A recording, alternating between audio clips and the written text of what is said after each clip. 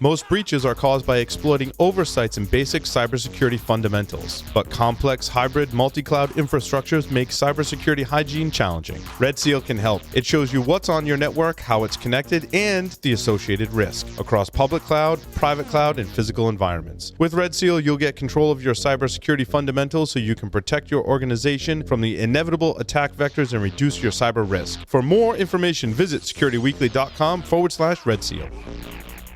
Welcome back to Business Security Weekly. I am your host, Matt Alderman, joined remotely by Paul Asadorian and Jason Albuquerque. Layer 8 is going virtual. The conference will still be held on Saturday, June 6th. Security Weekly listeners save $20 on their ticket by visiting layer8conference.com and using the promo code SecurityWeekly before selecting your ticket type. Please consider supporting Layer 8 or one of their partner organizations when purchasing your ticket. Some of the Security Weekly team will be in our own channel on the Layer 8 Discord server, answering questions and possibly doing some contests. Also, learn how vulnerabilities lead to application compromise in our next webcast with Sneak.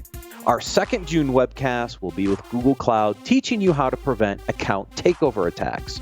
Register for our upcoming webcasts or virtual trainings by visiting securityweekly.com/webcasts or visit securityweekly.com/on-demand to view our previously recorded webcasts and virtual trainings. All right, we pre-recorded the first segment, which we're going to send out on the live stream after this. So we're going to jump right into articles. Jason joined us for the live segment. And Jason, I pulled this first article. I read the headline. I was intrigued. I'm like, CISO versus CEO, how executives rate their security posture. But when you got into the summary brief, it didn't talk about that at all. It was like the last paragraph in the, it was literally the last paragraph in the article. And I'm like, oh, okay. Right.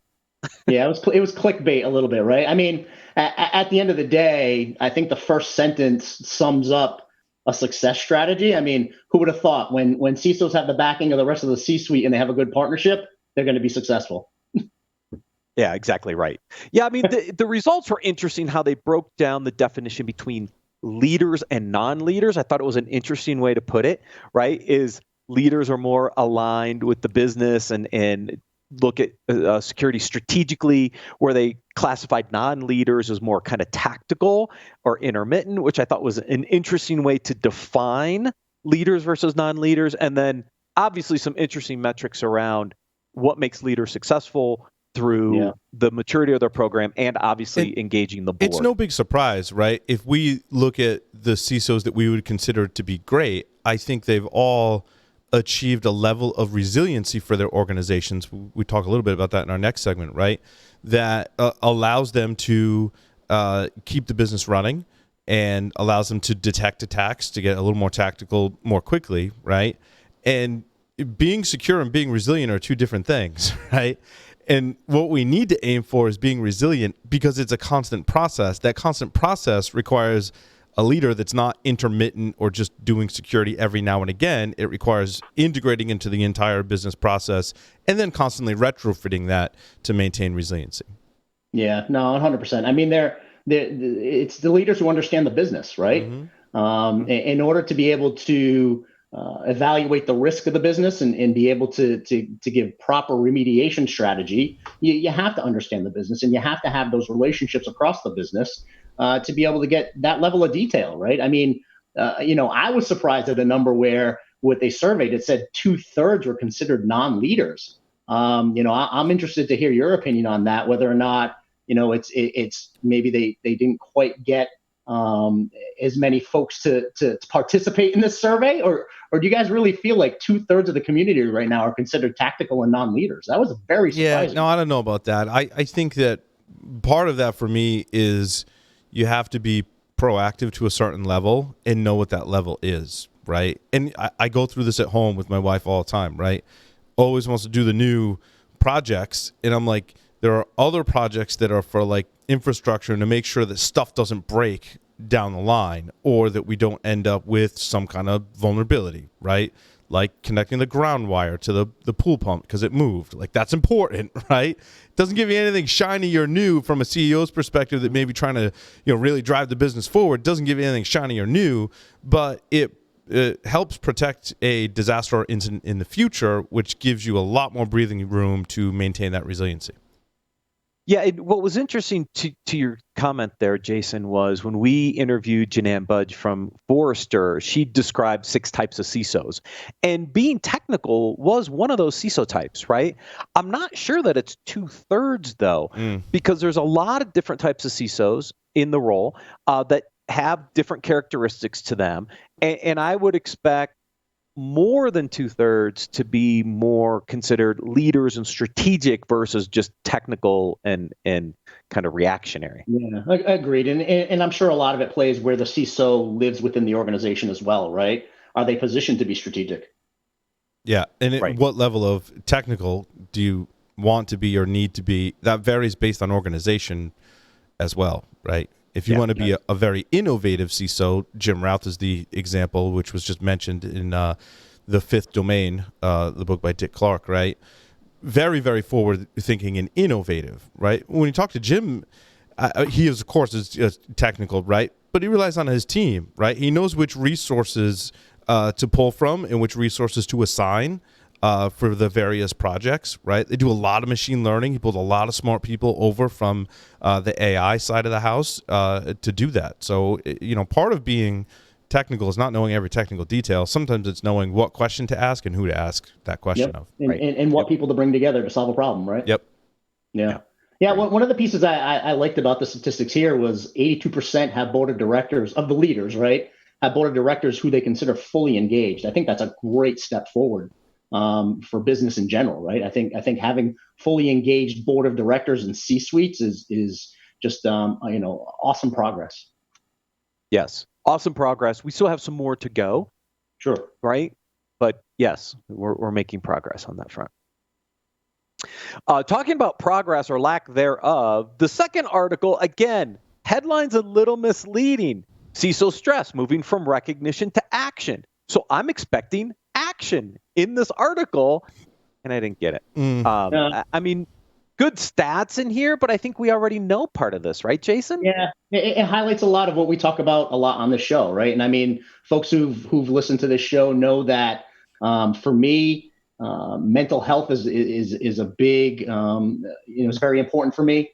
It's something that I want to make sure that from my colleagues and my staff, we're always making sure that work-life balance is key, making sure that we're reducing stress levels as much as we possibly can, and really trying to build and drive a culture that's focused around that, because we're only going to be able to be as effective as the healthy state that we're in, right? If we're not in a good mental state or a good physical state, we're not going to be on our A game, and folks in our positions and our roles and our staff have to be on their A game all the time.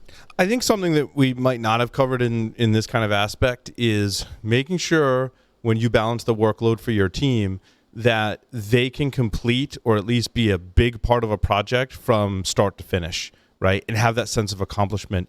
It's that sense of accomplishment, I believe, that kind of refuels you to go on to the next thing, to maybe handle the next crisis, to handle the next flood of tickets, right? But if you're coming off, I just implemented this new VPN infrastructure, built it, tested it, rolled it out, and it's in action now, right? And you've got help along the way, right? If the project's slipping, as a leader, you got to maybe add some more resources to it, maybe get rid of some of the red tape so that person can complete a project from start to finish.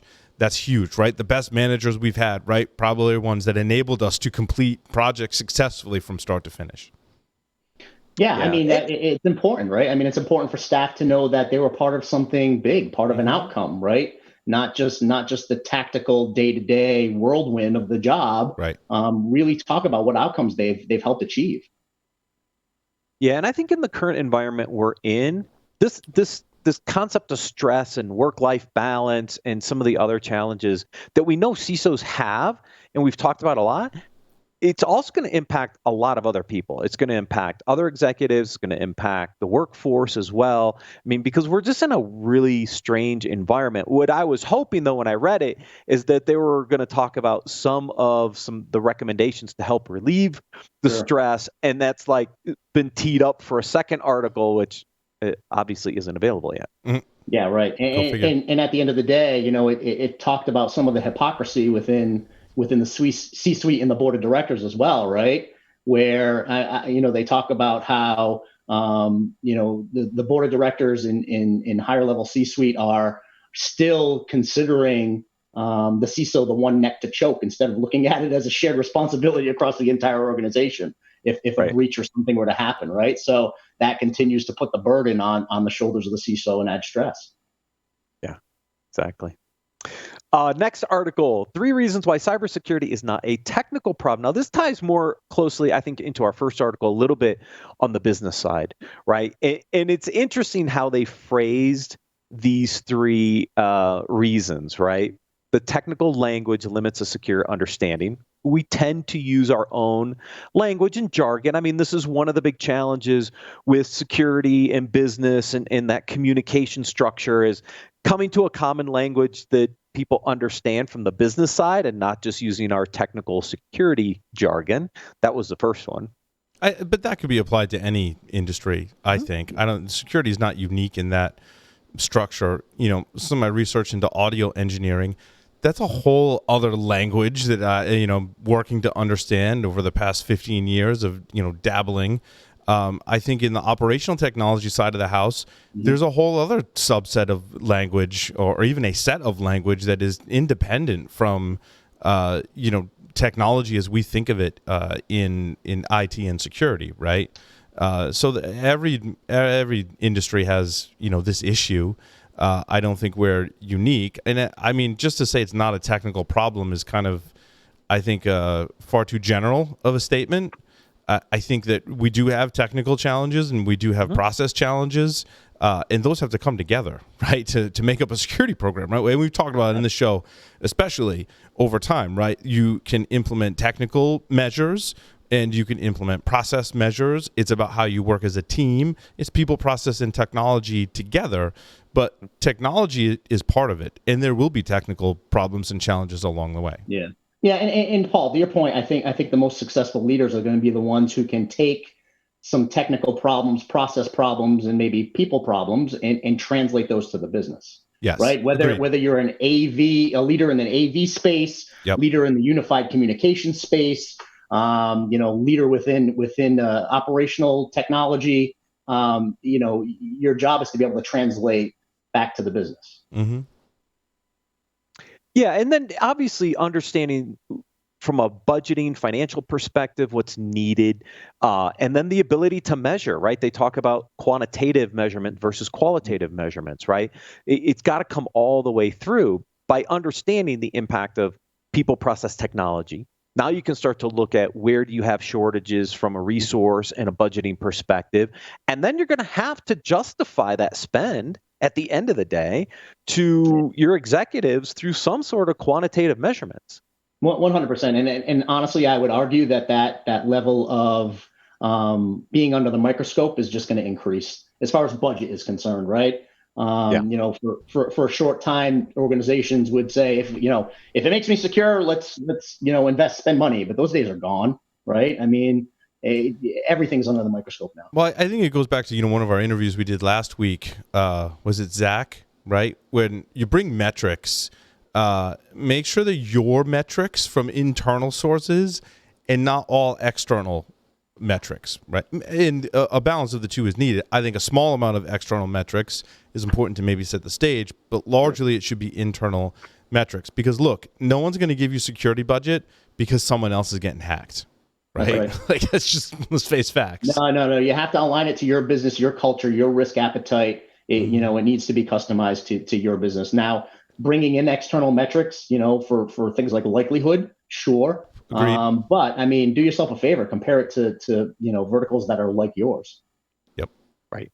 Yeah, we were talking about the benchmarking stuff that came out last week, right? And it's like, Yeah, but that's not. It can be used for good, but it could also be used for bad. In that you sometimes use those external metrics to say, well, we're better than the rest of the industry, so we don't have to do any more investment. You don't want that Well, I mean, outcome either. If you think of it like your business, like a manufacturing assembly line, if someone else is less or more efficient, what bearing does that have on you, right? How are you going to recognize the problems you have in your process and fix them with people, process, and technology, and show data that shows where you're weak and where you may be strong, right?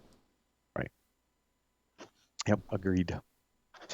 Let's see. We go to some communication, how to be a great listener in remote meetings. And by the way, this isn't just for remote meetings. I think this works for in-person meetings as well. I think these were great tips in general. Yeah, 100%. This is in general. I mean, these are things that, I make sure I talk to my leadership team about. Listening is such a great skill to have. Because again, we're human. We always want to be telling our story. We always want to be giving our examples. We always want to, bring our flavor to the conversation. But sometimes it's not all about you, right? It gets to a point where you don't want to be looked at as a leader as it's funny, when I talk to my kids and, they have their friends, we call them the one-upper, right? When my son will say something, oh, I did this over the weekend. Well, I did, something 3 times better over the weekend. And you have that one-upper. You don't want to be the one-upper, right? You want to be the leader that's there to support and listen and help deliver outcomes, remove roadblocks for your team, things of that nature.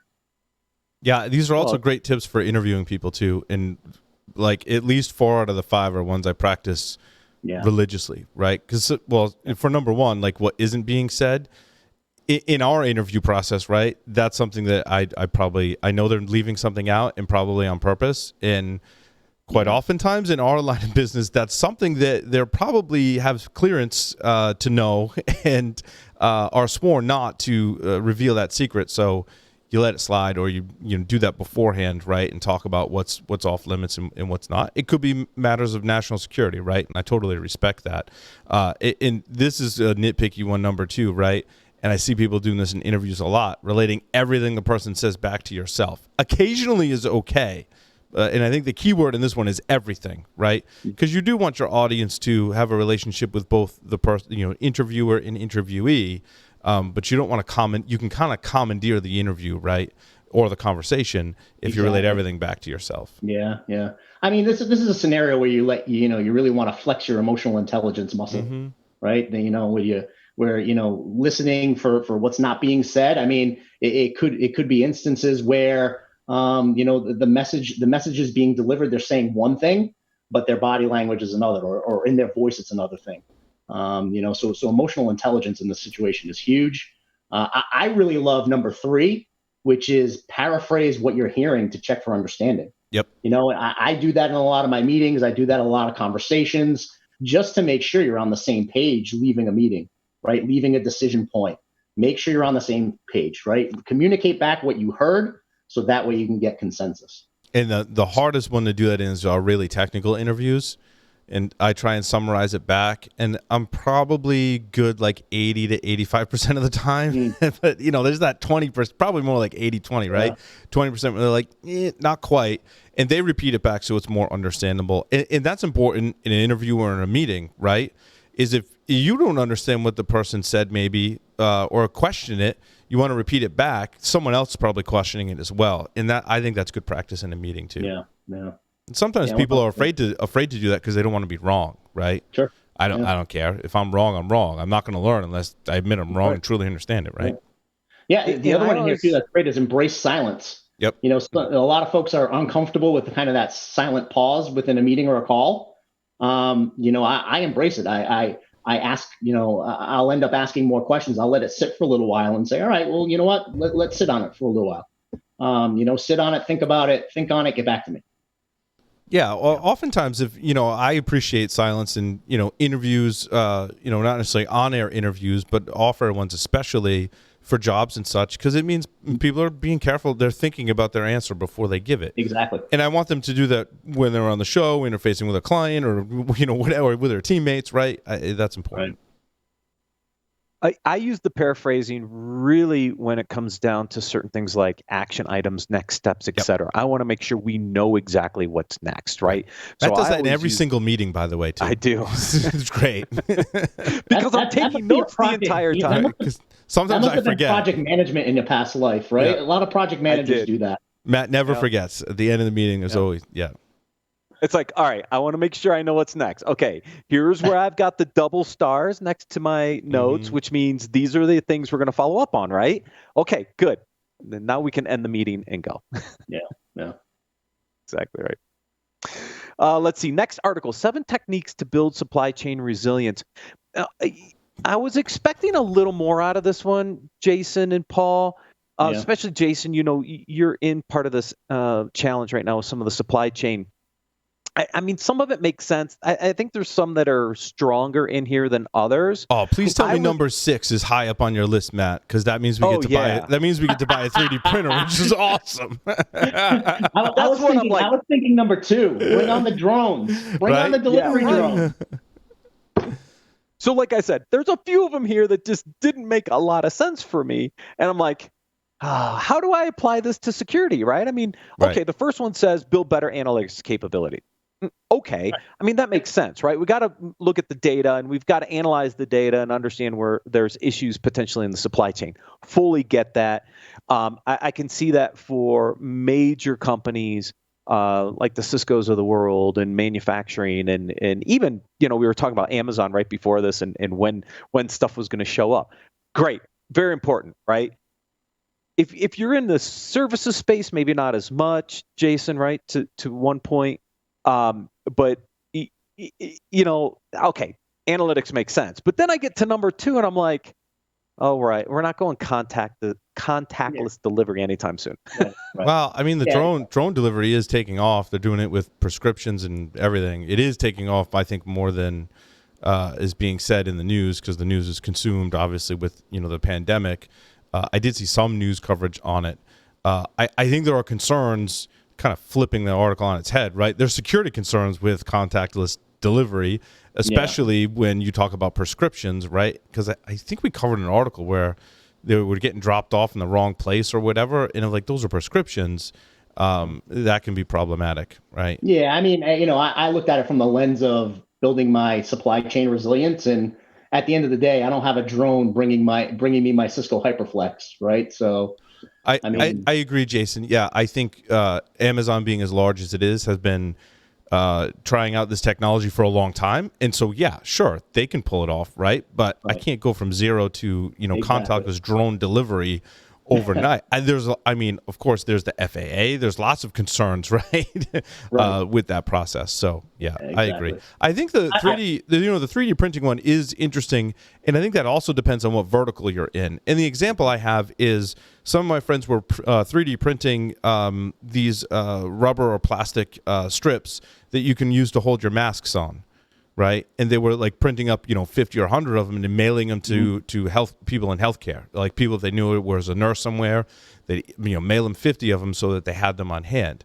That's a really good use case for that. Again, that's going to depend on your skills with it, what type of machine you have, and what that could play into in terms of your supply chain. Right, if it can produce something that you'd normally order, then I think it makes sense to invest in. Unfortunately for us, other than maybe printing out some trinkets to give away, the ability for us to make our own cables is probably, if that required a 3D printer, yeah, but that's probably more in our line, right? If I can't get cables, that's bad. Right. Yeah. Or a case to house your gear or a rack or, right? I mean, it just doesn't really apply to us. And even if we could print trinkets, right? Where are we going to how are we going to hand them out? There's no physical security to hand them out at. I think number 3 is one that I've seen clients put into practice, and we're doing a little bit of it ourselves, is rethink supplier strategy, right? Move from a just-in-time strategic model to more of that strategic stockpile. Self-insure is what I'll call it, right? Right. Have some gear on the rack ready to go. That way you don't have to worry about that supplier. It's why we never get rid of anything, really. Especially, and again, this is industry specific, right? Like with AV gear in general, I mean, those of us, that had headphones that were like your grandfather's or your dad, like audio stuff doesn't go bad, right? In fact, some speakers and headphones get better with time, but we've all seen the ancient receiver sitting in people's, and it's fine. And the AV gear that we use for the production today isn't all that dissimilar from home stereo gear, and we can keep that stuff in stock and it doesn't go bad, right? So you have to consider that as well. But what would we stockpile? I think one thing that I do recommend is having multiple suppliers and sourcing them out, and not putting barriers to, like in large companies, right, that I've worked for, you folks have worked for as well. Well, you can only order from these 2 vendors. Well, what if those 2 vendors now in this time of pandemic are out of that, right? I mean, fortunately, we don't have that restriction here at Security Weekly. So, like, if I need to order electronics or cables, I run through like Newegg, Amazon, Walmart, B&H Photo Video. And I tell you what, props to B&H Photo Video. They were on point. They're based in New York, and seemingly they didn't skip a beat. And I've ordered pretty regularly from them, and they've been awesome, right? So I think having your list of backup suppliers, especially in security, right? Like, where are we going to order those extra VPNs from? Talking about that beforehand, establishing the relationship. In my case, it's easy. I'm ordering onesie-twosie electronics, right? If you need to order bigger VPN concentrators, form those relationships in advance. Right. So, Jason, in the stockpiling, does that mean that just-in-time inventory is going to take some changes in the future? Because, look, if you're a manufacturer and you're using just-in-time inventory and now your inventory supply chain shut down, I mean, this shuts down your business. Do you see the need or a shift in having some stuff stockpiled or having a good backup supply, thus changing that supply chain a bit? Yeah, I do. I think what we just went through is kind of a testament to that, right? Like I said, I'm already starting to see our clients have a little bit of what they're calling self-insurance. Some of the critical infrastructure and gear that they would normally just RMA and have it come back in within an 8-hour period. They're starting to put some on the shelves now and say, you want to know what? If we run into an issue where I'm not going to be able to get this for over a week, I need to make sure I have a couple of pieces of these critical assets on the shelf. Yeah, then, I agree, Jason. I think that rather than ordering, one of something, you're going to be ordering 2 and putting it in as a backup, whatever that is, right, for security, for IT, specific to our audience. I think you're putting that in place, right? Yeah, and honestly, we've been calling that self-insurance, right? I mean, just having that ability to go on a shelf and then just replace, when you RMA, replace what was on the shelf. Right. Well, one of the good ones I liked out of here was focus on rapid response, right? And they gave an example in there, which we actually did the same thing. We partnered with a local liquor distillery here, Sons of Liberty, and we were able to actually get hand sanitizer because they shifted their business model and started creating hand sanitizer. Yeah, keep that relationship when they go back to making scotch. They make some pretty good. They make some pretty good ones, actually. Oh yeah, big time. Vodka too, I think. Yeah. I know where we're getting our new supply to stock the studio. I just may happen to have some connections there. So great. And obviously the last one made a lot of sense, which was automate repetitive tasks, where you don't have to rely on. I mean, that one was obvious, right, in the list, but yeah. Which we're starting to get. I mean, a lot of traction on RPA. With customers internally. Lots and lots of traction around RPA. Interesting. This last article I pulled in here because I'll on the first point, I'll tell you why. How CIOs can combat IT talent shortage. Look, this works for CISOs. This works for anybody. So, my daughter just graduated from college with a hospitality management degree, and there's not a single event anywhere going on in the world. So how does a kid like that find a job? Internships. So Renee was offered an internship on Friday. To start in her field, but in virtual events because there are no physical events. So internships are a great way, especially now. You've got so many high school and college internships that have been canceled. And so if you're looking at a way to, bring some talent in, maybe at a lower cost, internships might be a way to do it because I know a lot of kids are struggling right now as they graduate to find jobs. I've seen a huge amount of success over the course of my career on kind of that next level apprenticeship programs, right? Where you want to make sure as an organization like ours, as a technology services company, we want to make sure we have the right people. We want to make sure we have the right attitude and aptitude. So having an apprenticeship program where you guide folks through your own program over the course of 6-8 weeks, let's say, and then you get the opportunity of being able to choose who you want to bring in full time. And the benefit is folks get an education out of it, even if they're not brought in full time. They've gone through our apprenticeship program and they learn. Right. And that gives them the skill set they need to go find the next job, maybe somewhere else, right? But we're educating people in our industry with the skills they need to take on some of these jobs and these job openings. Yeah, 100%. Yep. Yeah, I think we certainly relax a lot of the technical requirements to bring on the right person, whether it be part-time or internship. To, like you said, Matt, and Jason, get them the skills, teach them, and if they stay, great. If they go, find another opportunity, great. They did the job for you while they were working for you, right? Learn something along the way, and you also, as an employer, learn how to refine your program as well. So yeah. And the other one that kind of goes in lockstep with this is promote collaboration, right? And I call it the level ups, right? Level people up. Mm-hmm. Have folks within your organization challenge them in a new role, or to learn something new, or to shadow someone. Let's say you have an IT help desk person, shadow someone in the security side. Yep. Shadow someone in the network operations side, right? Level folks up. Right. Like for Renee, right? She wants to do physical events, but there are none. So she's learning the virtual side. It's different.